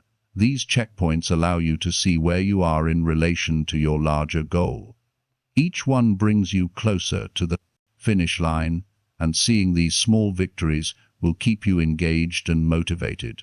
Another powerful tool for tracking progress is reflecting on your journey at the end of each week or month. Take a moment to look back at what you've accomplished. This isn't about self-criticism or comparing yourself to others. It's about recognizing the effort you've put in, the challenges you faced, and the lessons you've learned along the way. Reflecting helps you acknowledge your growth and reinforces the idea that every step counts, no matter how small it may seem. Tracking progress also gives you the ability to adjust your approach if something isn't working. For example, if you're working toward a fitness goal and you notice that your energy levels are consistently low, or you're not seeing the progress you expect, tracking can help you pinpoint areas for improvement. Perhaps your diet or sleep schedule needs adjustment, or maybe your workouts need to be more varied. Without tracking, it's easy to fall into the trap of doing the same things over and over without noticing what isn't working. But when you track, you gain insights that help you adjust and fine-tune your strategy. This keeps you moving forward, even if you need to make changes along the way. It's also important to track not just your output, but how you feel throughout the process. Personal growth isn't just about checking off tasks or meeting external milestones. It's about how you evolve as a person. Do you feel more confident? Are you handling setbacks better than before? Are you more patient with yourself and others? These intangible measures of progress are just as important as the tangible ones, and tracking your emotional and mental growth helps you appreciate the full scope of your transformation. Celebrating your progress is equally important. Acknowledging the small wins, even when they seem insignificant, builds momentum. If you've made a commitment to drink more water every day, for example, and you've done it consistently for a week, that's worth celebrating. You've successfully created a new habit. When you take time to celebrate, you reinforce positive behavior and remind yourself that progress is worth recognizing. These moments of celebration can be as simple as patting yourself on the back, taking a break, or rewarding yourself with something you enjoy. Tracking progress also helps you develop resilience. When you face challenges or obstacles, it's easy to become discouraged and question whether your efforts are worthwhile. But if you've been tracking your progress all along, you'll have concrete evidence that you've made significant strides. You'll remember that you've overcome obstacles before, and you'll be able to remind yourself of the progress you've already made. This reminder gives you the strength to keep going, even when things feel difficult. In addition to tracking your progress, it's crucial to recognize the importance of consistency. It's not enough to check things off once in a while and expect big results. Real progress comes from showing up every day, even when you don't feel like it. Consistency over time builds discipline. It strengthens your persist work ethic and teaches you how to keep going even when the results aren't immediate. When you track your progress consistently, you create a habit that becomes second nature. It's no longer about waiting for motivation to strike. You're simply doing the work because it's part of who you are. Tracking progress is a powerful tool for staying focused on your goals. It shifts your mindset from a place of frustration and doubt to one of clarity and determination. It reminds you that every step you take, no matter how small, is a step closer to where you want to be. It gives you the confidence to keep moving forward, even on the days when progress feels slow or invisible. By tracking your progress, you're setting yourself up for long-term success. You're creating a system that allows you to monitor your growth, adjust your approach when needed, and celebrate your victories along the way.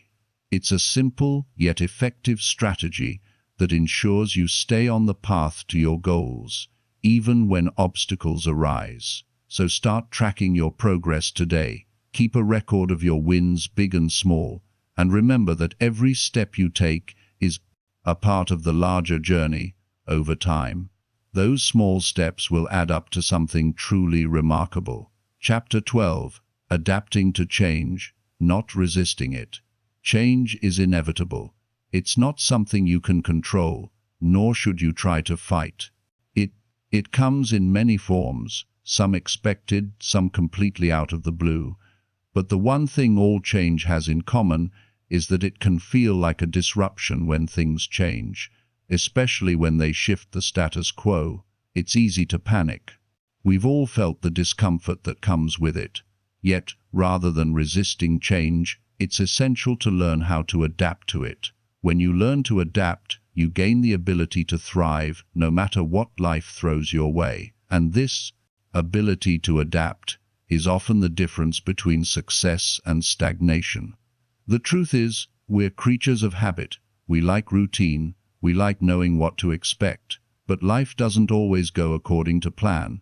We experience personal setbacks, shifts in the workplace, changes in relationships, or even larger societal changes. These moments can disrupt everything we thought we knew, and it's easy to fall into the trap of resisting what's new or unfamiliar. Resistance, however, only creates more stress. It leaves us stuck clinging to the past and preventing us from moving forward. Instead of fighting change, we must learn to accept it, understand it, and harness it to our advantage. Adaptability is the key. Think about the times in your life when you've had to adjust. Maybe it was a move to a new city or starting a new job. Perhaps it was something as simple as learning a new skill. At first, it was uncomfortable, right? You didn't know the ropes, you felt uncertain, and maybe you even doubted yourself. But as time passed, you grew accustomed to the new environment. You figured things out. You adjusted your mindset, took things step by step, and eventually you thrived in that new situation. That process of adjustment is something we can all learn to embrace. Adapting to change doesn't happen overnight. It requires patience, resilience, and a willingness to step outside of your comfort zone.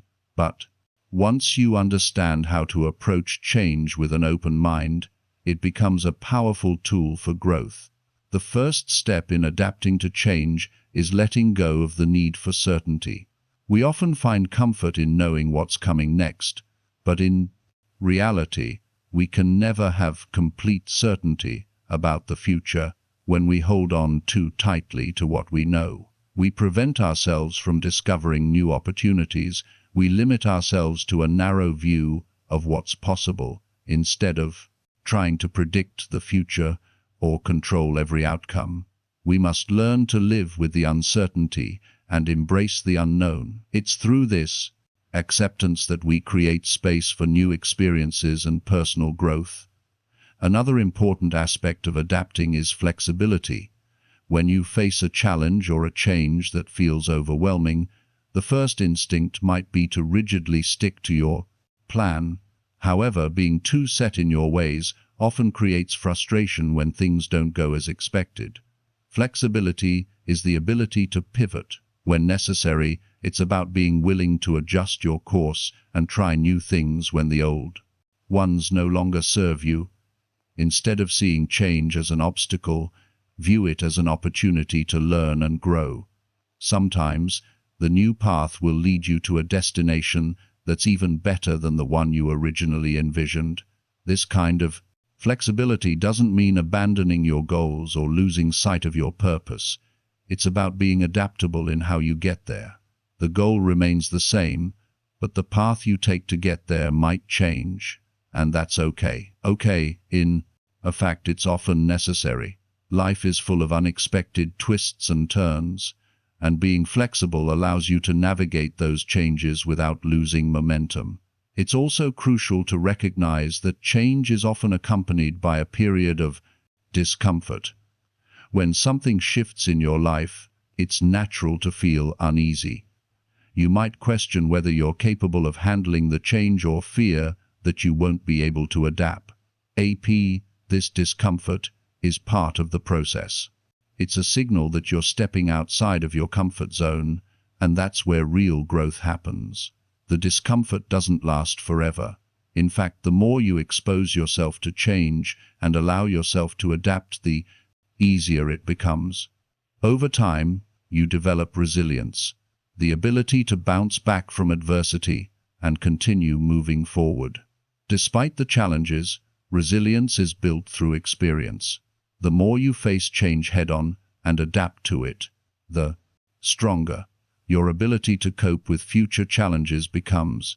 Each time you navigate a difficult situation, you learn something new about yourself and your ability to handle adversity.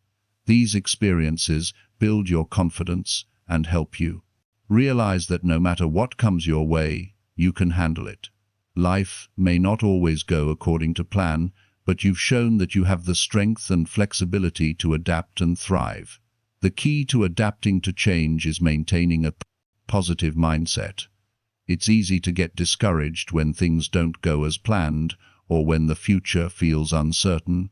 But instead of focusing on the negative aspects of change, focus on what you can control and the potential opportunities that lie ahead. Change often brings with it new opportunities, whether they're personal, professional, or relational. By staying open-minded and focusing on the possibilities, you set yourself up for success, even in the opportunities. The midst of change. One way to develop this positive mindset is through gratitude. When things change, it's easy to feel a sense of loss, especially if you're letting go of something familiar. But by focusing on what you still have and what you've gained from the experience, you can shift your perspective. Gratitude helps you reframe the situation in a more positive light, making it easier to accept and adapt to the changes you're facing. When you practice gratitude, you remind yourself that change doesn't take away from your life. It adds new layers and dimensions that can enrich your experience. Along with gratitude, it's important to practice mindfulness.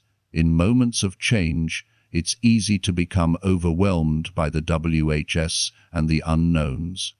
Mindfulness helps you stay present, focusing on what's happening right now, rather than worrying about the future. It allows you to approach change with a sense of calm and clarity, rather than anxiety. When you're mindful, you can make better decisions, navigate challenges with a clear mind, and respond to change in a way that serves your well-being. Another powerful tool for adapting to change is seeking support. Change can be isolating, especially when you're trying to navigate it alone.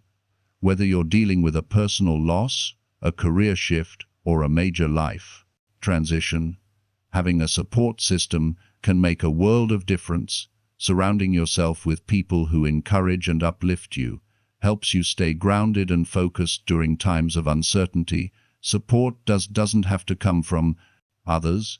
It can also come from within. Self-compassion, self-acceptance, and positive self-talk are all ways to support yourself during periods of change. The more you practice these habits, the easier it becomes to adapt to new circumstances.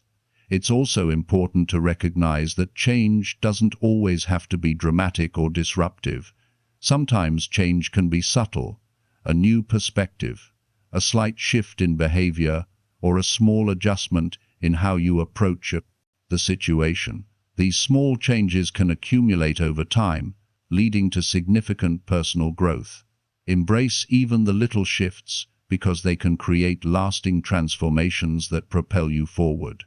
Change isn't something to fear or resist. It's a natural part of life that provides the opportunities for personal development, growth, and new experiences. When you learn to embrace change, adapt to it, and use it to your advantage, you open yourself up to a world of possibilities. Life will always change, but your ability to adapt will determine how well you thrive in it. So instead of fighting change, learn to ride the wave. With each change you face, you'll become more resilient, more flexible, and better equipped. Equipped to handle whatever comes your way. Adaptation is a skill that, once developed, will serve you for a lifetime. Chapter 13: Developing Agility in Your Mindset. The journey of growth is not always linear. Some days it feels like you're on top of the world, making strides toward becoming the best version of yourself. Other days, it feels like you're stuck in place, as if, no matter what you do, you can't move forward. These shifts in momentum are natural, but they don't define you. It's how you respond to them that shapes your journey. One of the most powerful things you can do when faced with challenges or moments of stagnation is to develop mental agility. This quality, more than any other, enables you to handle life's curveballs, learn from your mistakes, and stay on course, even when things get tough. Mental agility is about being flexible in your thinking, able to quickly adapt to changing circumstances, and keeping your mind sharp in the face of adversity. To understand the importance of mental agility, think about how you handle setbacks. When something doesn't go as planned, it's easy to become frustrated, discouraged, or even angry. You may want to give up, or at the very least feel sorry for yourself, but those who have developed mental agility understand that setbacks are not permanent obstacles. They are just temporary detours on the road to success. They approach challenges with curiosity, wondering what they can learn from the experience. They quickly assess the situation, adjust their approach, and move forward.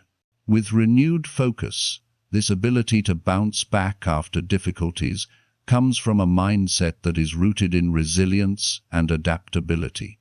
Mental agility allows you to stay open to new possibilities even when your original plans don't work out. The key is to stop seeing mistakes as failures and instead view them as learning opportunities. Every time something doesn't go according to plan, you have the chance to refine your approach and discover a better way to move forward. This is how growth happens, not through avoiding mistakes but through embracing them as part of the learning process. Flexibility in your thinking also means being open to new ideas. So often we become set in our ways. We form beliefs, habits, and routines, and they become so ingrained in our lives that we don't even consider other options. But this rigidity can hold us back. The ability to change your mind when presented with new information is a powerful skill. It allows you to grow, evolve, and stay on top of things, even as the world around you shifts. Whether you're learning a new skill, facing a difficult decision, or navigating a challenging situation, mental agility helps you process information quickly and make decisions that are in alignment with your long-term goals. The way we think about problems also plays a huge role in mental agility. When a problem arises, the first instinct might be to panic or overanalyze situation. Our minds can spiral, focusing on worst-case scenarios or stressing over all the things that could go wrong. This is when mental agility becomes crucial. Rather than getting overwhelmed by the enormity of a problem, a mentally agile person takes a step back and looks at the situation from multiple angles. They break it down into smaller, more manageable pieces and consider different possible solutions.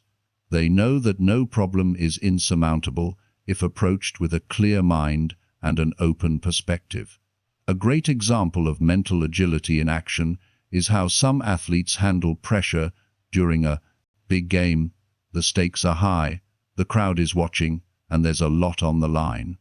But what sets successful athletes apart is their ability to stay calm.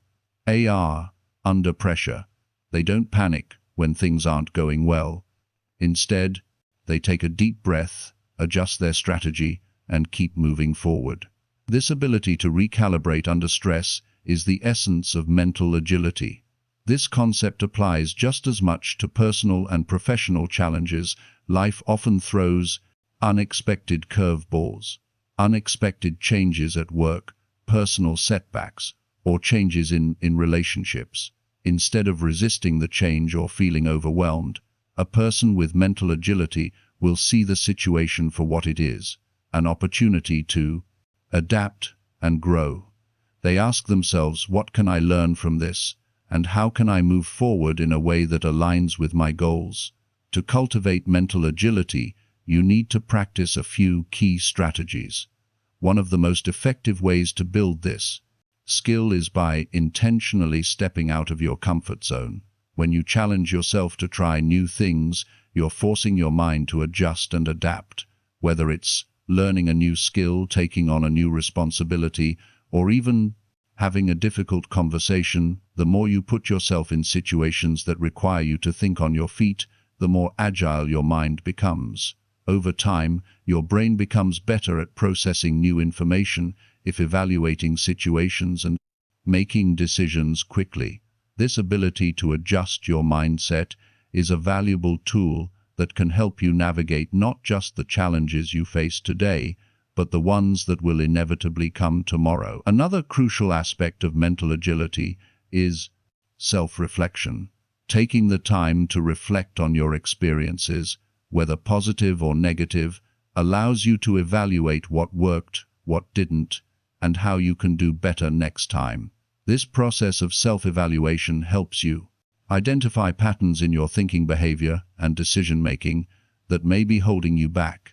By becoming more aware of these patterns, you can begin to break free from old habits and develop new ways of thinking that are more aligned with your goals. Self-reflection helps you stay open to change and provides valuable insights that can fuel your growth.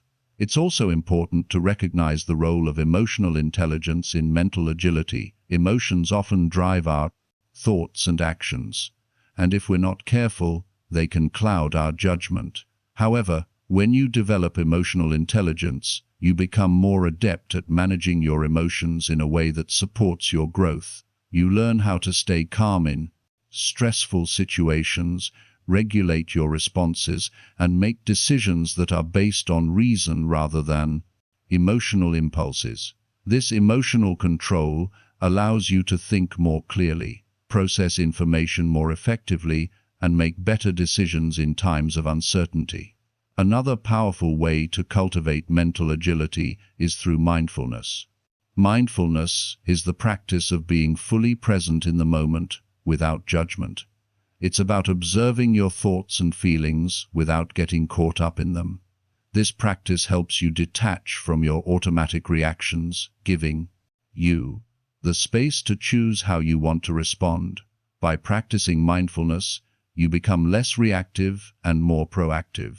You're able to assess situations with a calm, focused mind and make decisions based on logic and long-term goals, rather than knee-jerk reactions. The more you practice mindfulness, the more agile your mind becomes, as you're able to adjust your thinking and behavior in real time.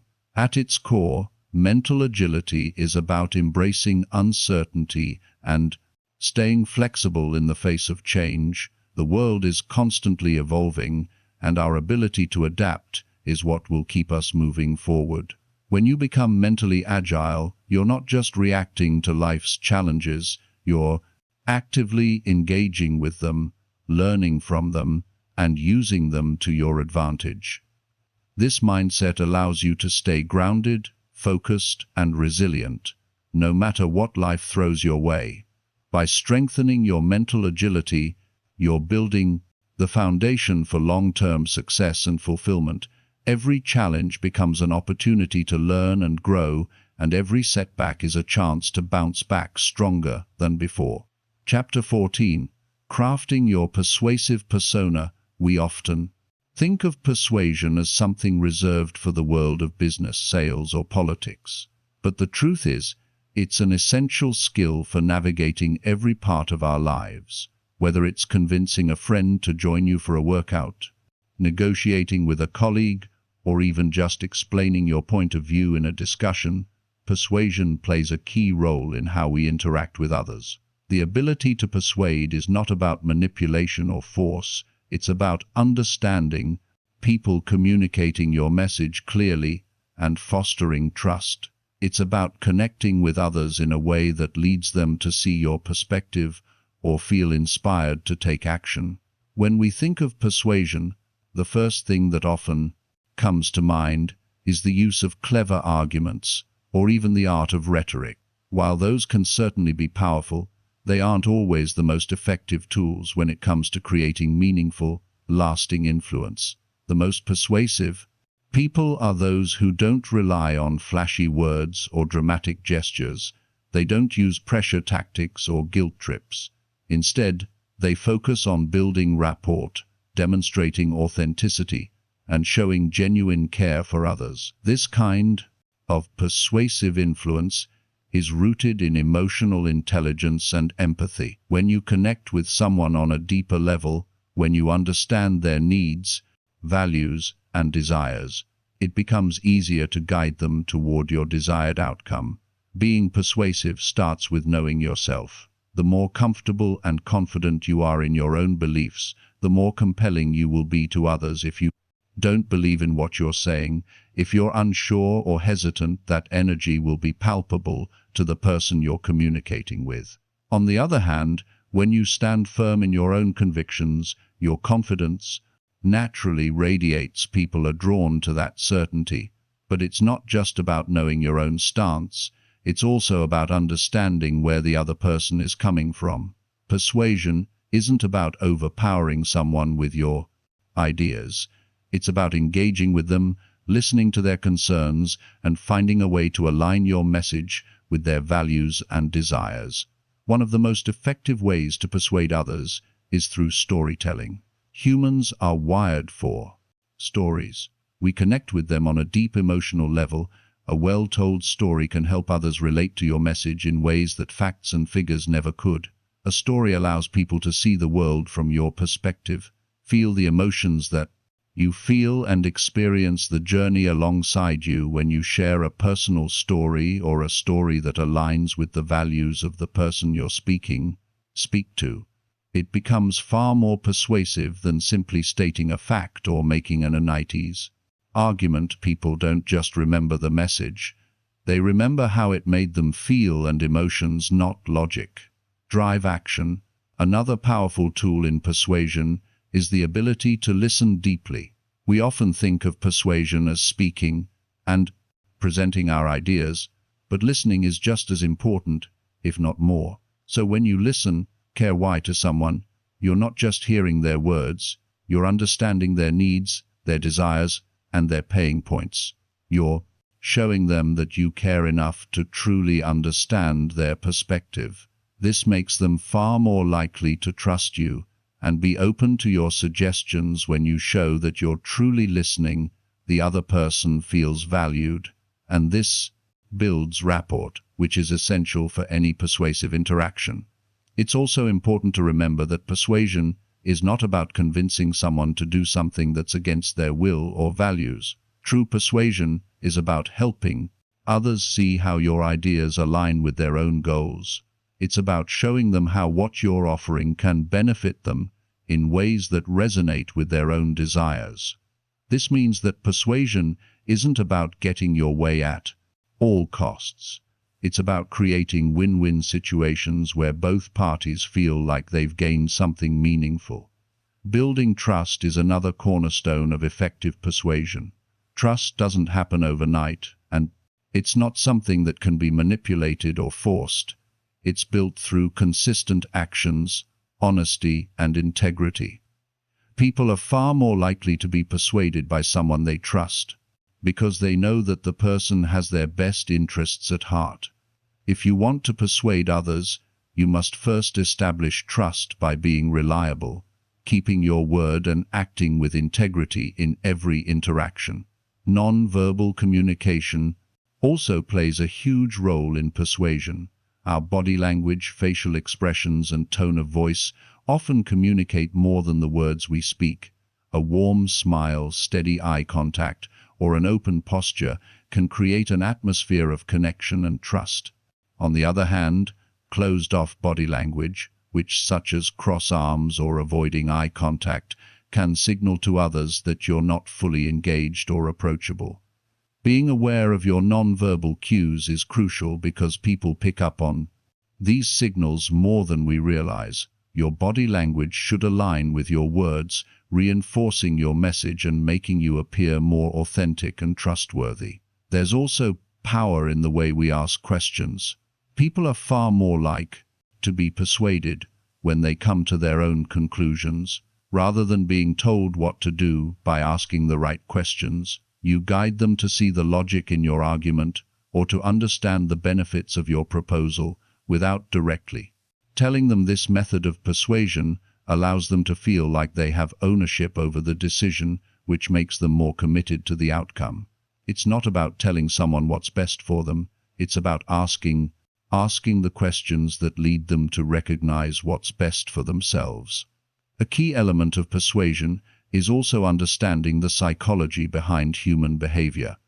People are naturally drawn to things that align with their values, beliefs, and emotions.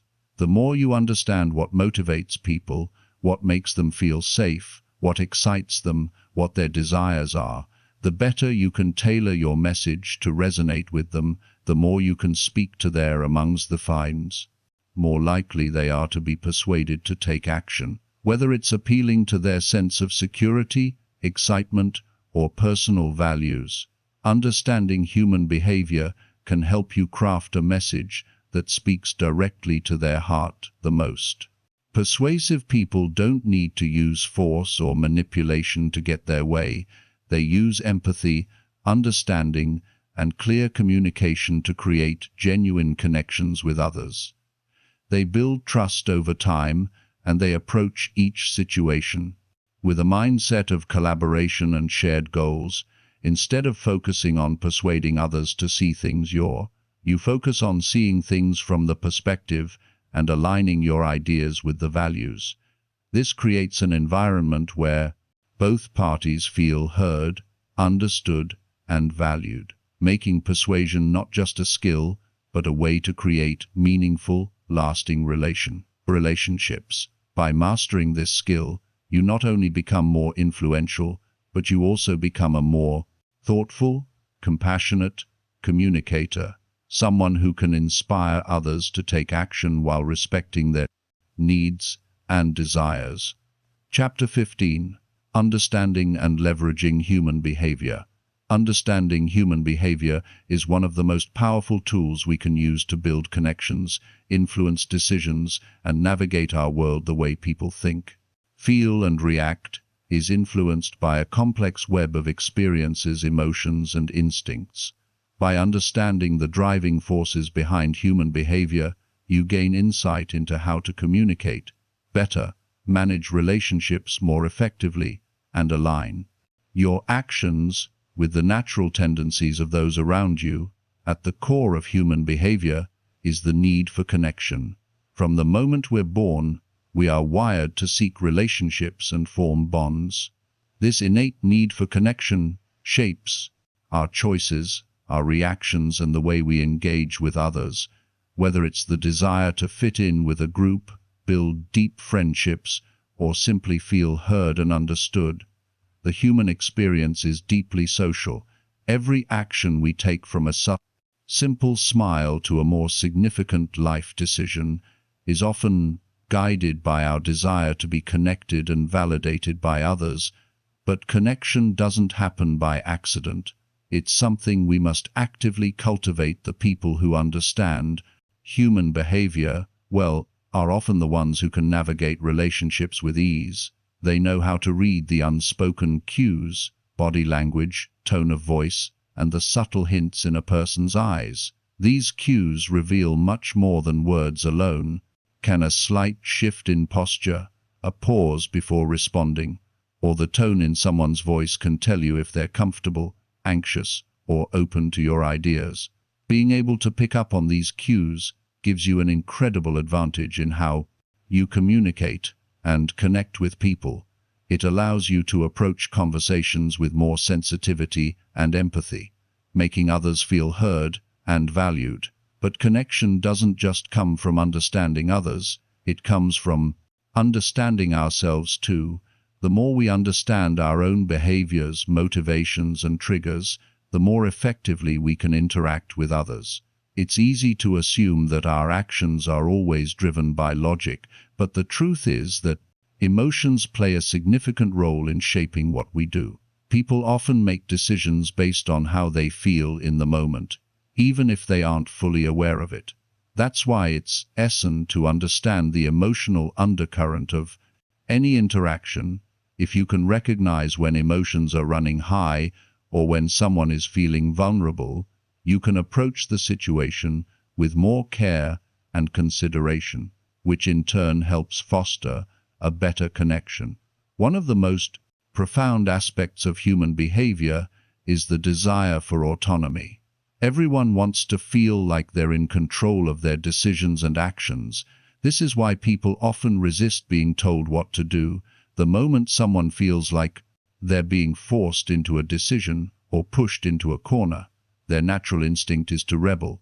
This doesn't mean that people don't appreciate guidance or help, but it does mean that when we give advice, we must do so in a way that allows the other person to feel like they have ownership of their choice. This is where persuasive communication plays a role. Instead of telling someone what to do, you can guide them to their own conclusions by asking insightful questions, framing ideas in a way that aligns with their values, and helping them see how your suggestions can benefit them personally. The fear of Rejection is another powerful driver of human behavior. Deep down, most people have a fear of not being accepted, of being judged or ignored. This fear can influence how we present ourselves, how we interact with others, and how we make decisions. Understanding this fear gives you the ability to approach situations with more sensitivity. It helps you be aware of how your words and actions might affect others. When we are aware of this fear in ourselves and others, we can create environments where people feel safe, valued, and included. It's about making others feel comfortable enough to express themselves, knowing that their ideas and feelings will be respected. Another aspect of human behavior is the need for consistency. People like to feel consistent in their actions and beliefs.